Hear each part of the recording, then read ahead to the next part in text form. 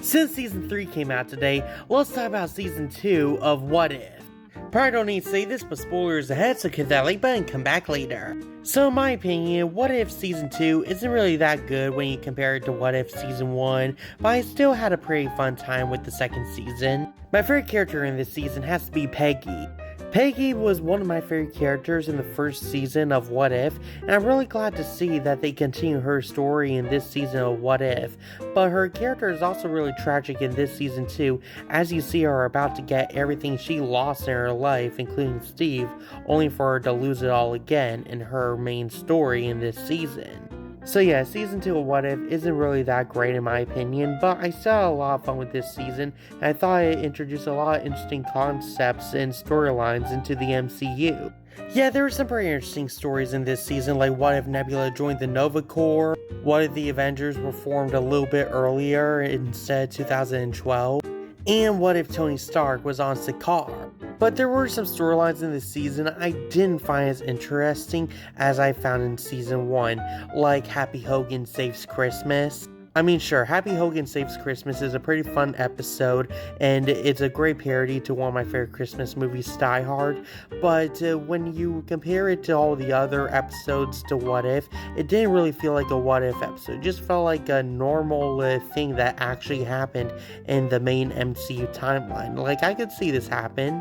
I also wasn't the biggest fan of that Hela episode, just for the sole fact that episode was leaning towards the idea that Hela may have been a sympathetic character.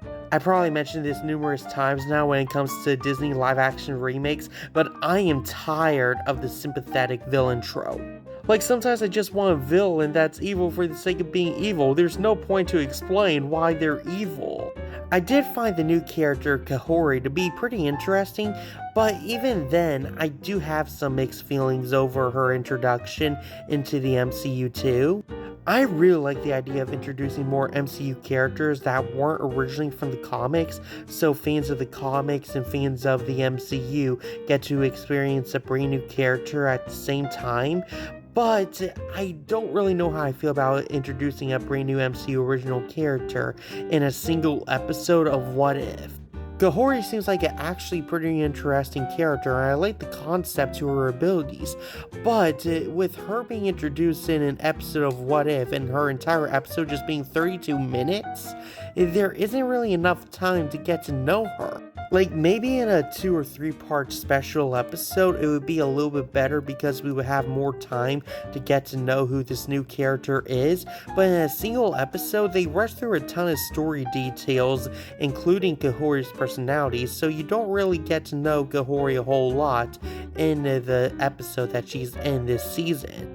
And something else I did notice that's a lot different in Season 2 compared to Season 1 is that the endings in Season 2 for each episode are a little bit more upbeat.